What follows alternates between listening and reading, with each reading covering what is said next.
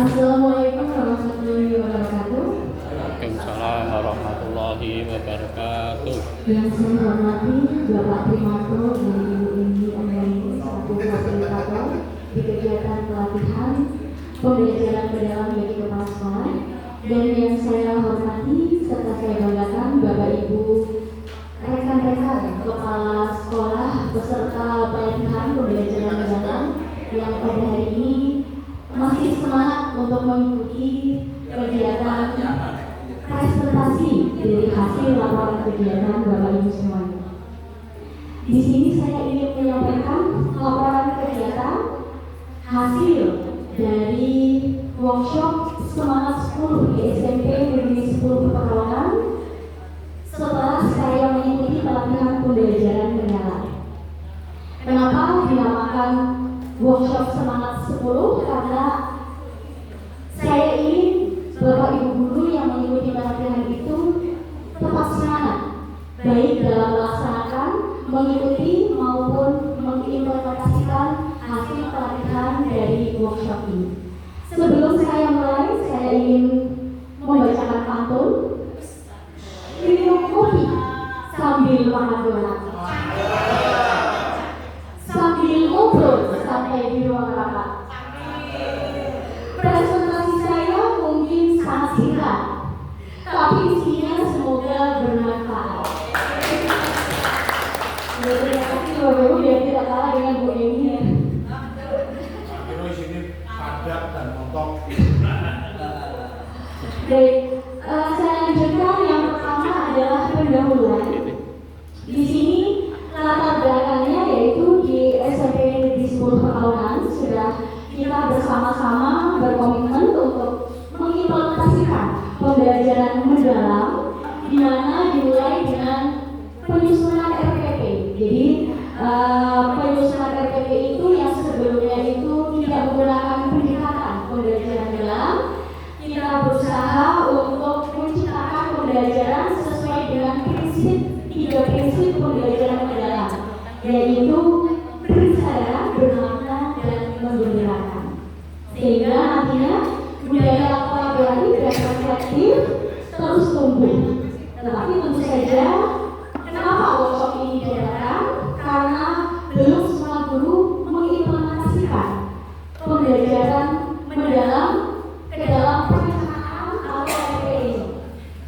Tujuan dari kegiatan ini adalah untuk meningkatkan kapasitas kepala sekolah dan guru dalam mewujudkan pembelajaran yang lebih bermakna, berkesadaran, dan menggembirakan. Dan itu juga sesuai dengan tuntutan perkembangan zaman, yaitu mengimplementasikan pembelajaran dengan inovasi dan teknologi. Hasil yang diharapkan yaitu meningkatnya kapasitas kepala sekolah dan guru dalam merancang, menyusun, dan melaksanakan pembelajaran yang bermakna, mendalam, dan kontekstual yang adaptif terhadap perkembangan zaman. Tahapan programnya ada 4, yaitu Access, Design, Implement, dan Measure, Reflect, and Change. Untuk Access, yang pertama, pastinya kita mendapat datanya itu dari identifikasi, kemudian ada wawancara atau observasi dengan guru dan siswa, analisis dokumen RPP, dan survei kebutuhan, sehingga akan didapatkan kondisi real ya. Jadi didapatkan kondisi real setelah adanya observasi, kemudian identifikasi kebutuhan. Untuk visi dan misi sekolah itu belum sepenuhnya tercermin dalam RPP pembelajaran Bapak Ibu. Untuk visi sekolah adalah terwujudnya murid yang beriman dan bertakwa, mandiri, berpikir kreatif, serta peduli lingkungan.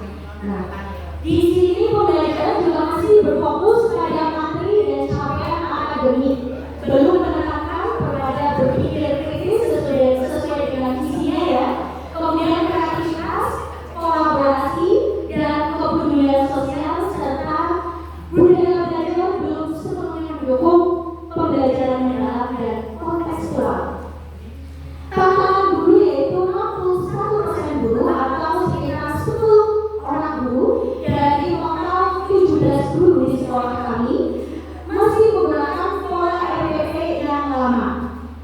yang belum menonjolkan aspek kesadaran, bermakna, dan menggembirakan.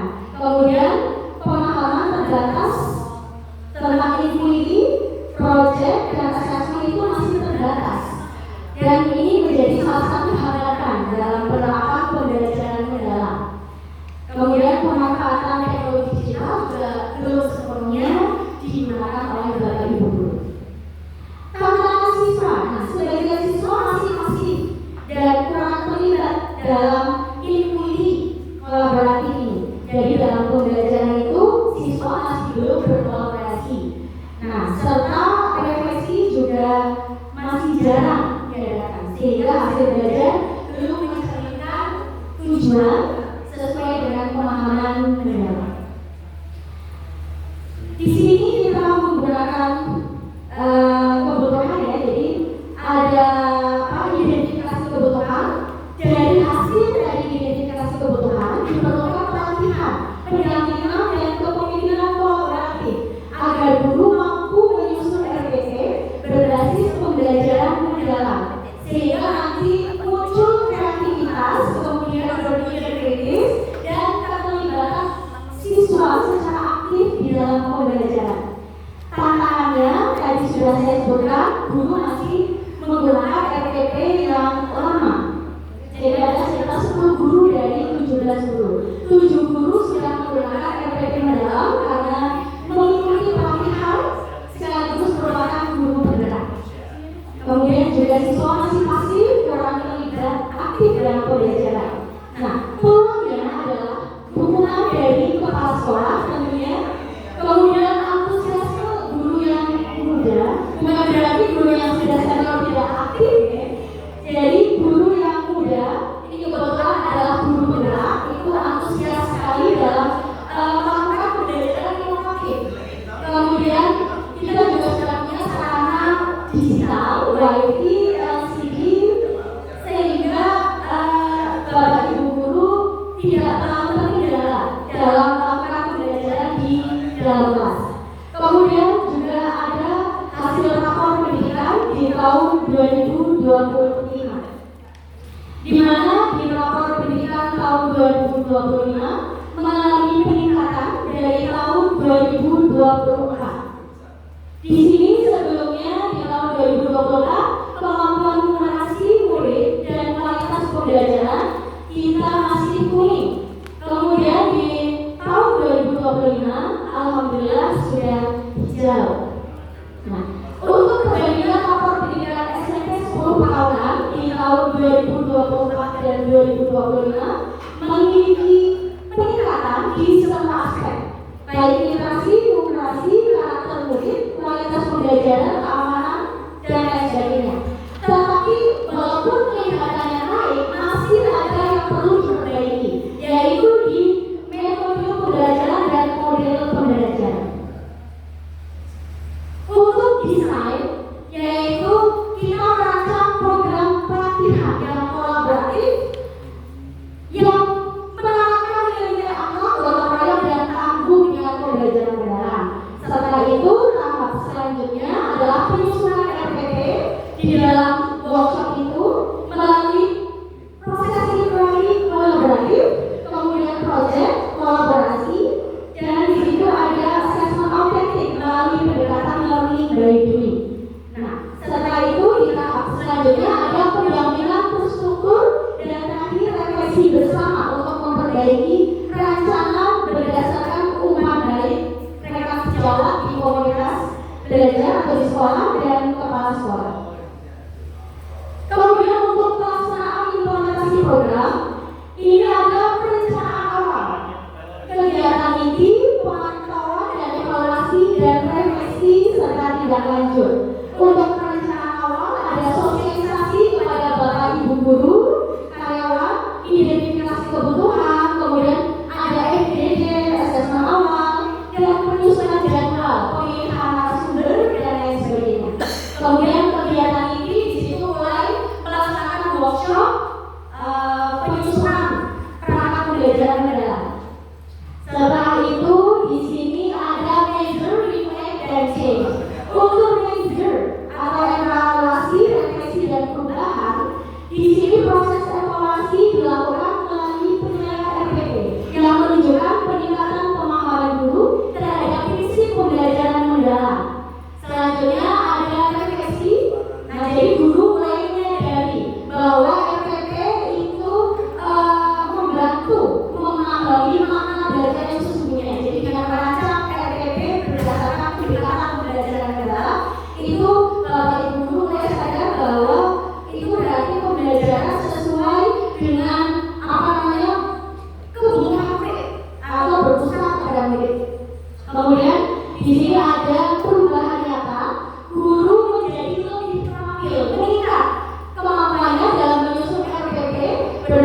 pembelajaran mendalam dan bisa memadukan inquiry, proyek dan refleksi. Kemudian dapat berkolaborasi dengan sesama dengan sejawat. Kemudian siswa yang sebelumnya pasif sekarang karena ada kegiatan yang inquiry di dalam RPP-nya, jadi mereka lebih aktif dalam pembelajaran. Mereka lebih bisa berkolaborasi dengan teman dalam satu kelompok. Kemudian keberlanjutannya, guru lebih berbagi praktik baik. Ada supervisi praktik. Jadi kelanjutan dari program ini adalah guru bisa berbagi praktik baik di dalam komunitas belajar. Tapi itu akan saya laksanakan di RPL kedua. Jadi setelah guru bisa menyelesaikan RPP, nanti kita akan observasi di dalam pelaksanaan RPP tersebut di dalam kelas. Kemudian mereka akan memberikan praktik baik di komunitas belajar. Kepala sekolah akan memantau secara berkala sehingga akan didapatkan hasil yang meningkat. Kemudian perubahan penerapan RPP di sini dari sebelumnya hanya 10%, sekarang sudah meningkat menjadi 90%. Sudah saya lampirkan di drive yang saya kirimkan ke Pak Trimanto. Itu sudah ada Bapak Ibu yang sudah mengumpulkan RPP dengan pendekatan pembelajaran mendalam. Nah, untuk kesimpulan dan sarannya, workshop ini meningkatkan kapasitas kepala sekolah dan guru dalam mewujudkan pembelajaran yang bermakna, mendalam dan kontekstual sesuai tantangan perkembangan zaman, serta menumbuhkan budaya reflektif dan kolaboratif menuju terwujudnya visi sekolah. Walaupun hanya dimulai dari penyusunan RPP, karena memang untuk menuju ke observasi kita harus memahami dan bisa menyusun RPP dengan baik terlebih dahulu, karena RPP-nya beda dari RPP yang lama. Itu tidak ada lingkungan pembelajaran, pembinaan dan lain sebagainya.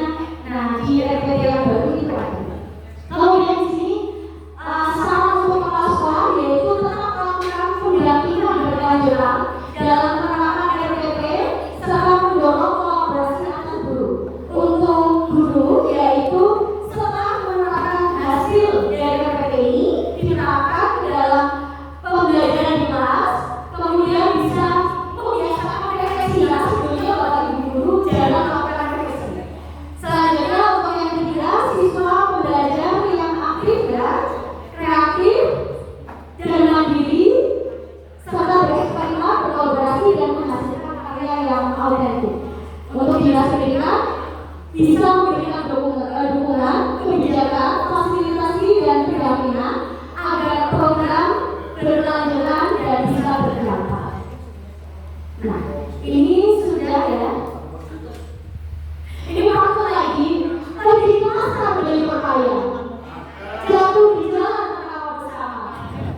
Presentasi selesai juga saja. Tapi jangan lupa RPL-nya sudah. Terima kasih Bapak Ibu. Wassalamualaikum warahmatullahi wabarakatuh. Monggo langsung ditanggapi ya Bu.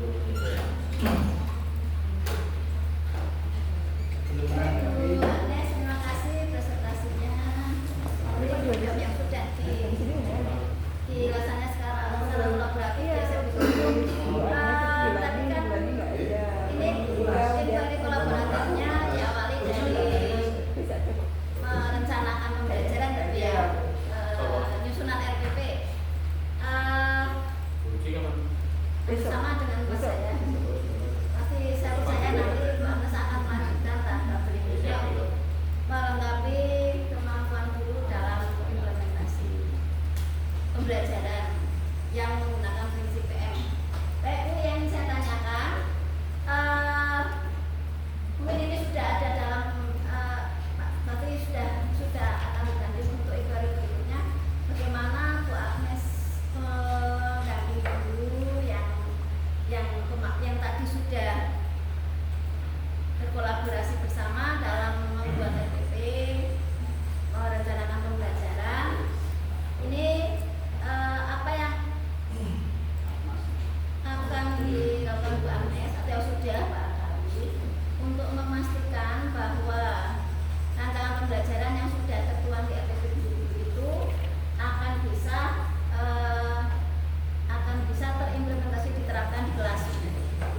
Terima kasih. Pertanyaan lagi. Ini sudah bisa saya jawab. Ini sama. Agar bisa dipastikan Bapak Ibu guru bisa menerapkan kami yang ada di BPT ke dalam pembelajaran kelas, kepala sekolah tetap melakukan pendampingan berlanjutan pendampingan. Jadi ada pendampingan lagi yang nantinya dari hasil pendampingan itu Bapak Ibu guru akan menerapkan hasil di RPP tadi yang disusun di RPP di dalam proses pembelajaran, kemudian direfleksi bersama-sama melalui supervisi reflektif ya atau observasi, kemudian nantinya akan dibagikan atau berbagi praktik baik di komunitas belajar di sekolah. Hasil dari refleksi dan berbagi praktik baik di komunitas sekolah antar guru tadi itu akan menjadi penyempurna bagi RPP dari Bapak Ibu sehingga terus akan berkembang menjadi lebih baik dari sebelumnya. Mungkin seperti itu. Masih ada waktu.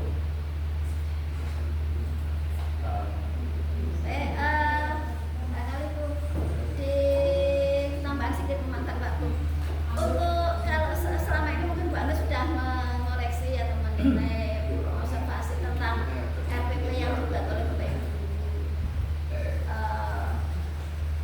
Kalau di tempat saya itu memang kalau desain pengalaman belajarnya sudah prinsip pengalaman belajar sudah.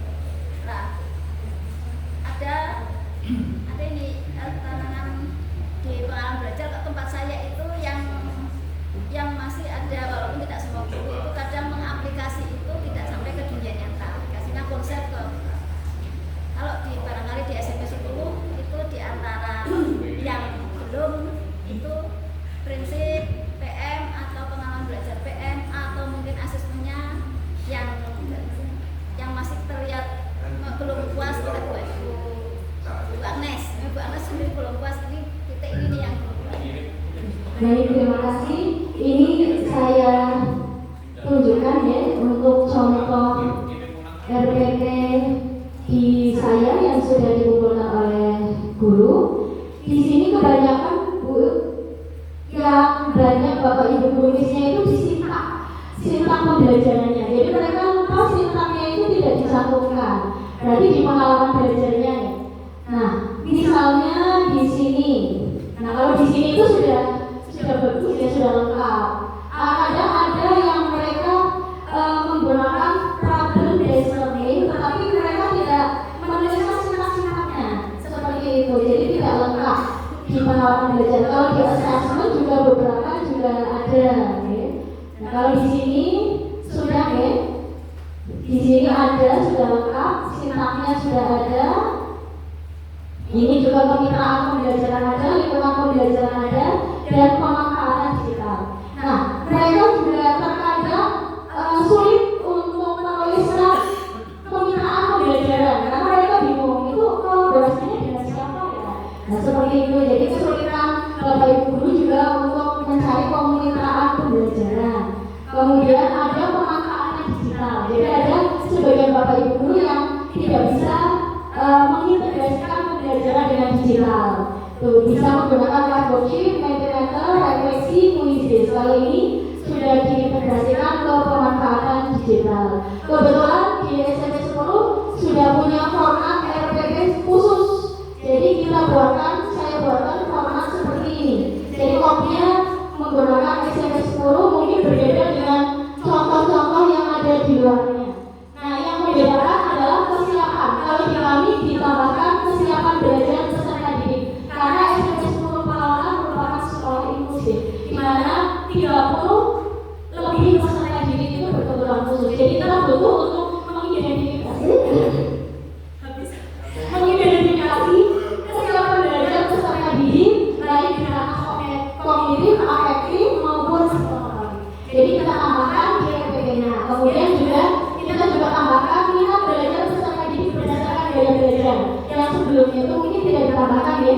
Jadi kita masukkan visual, auditory, dan kinestetiknya kita masukkan seperti itu. Terima kasih, mungkin sudah bisa menjawab. Terima kasih. Tutup ya. Tutup ya. Terima kasih Bapak Ibu, mohon maaf kalau mungkin yang ilmu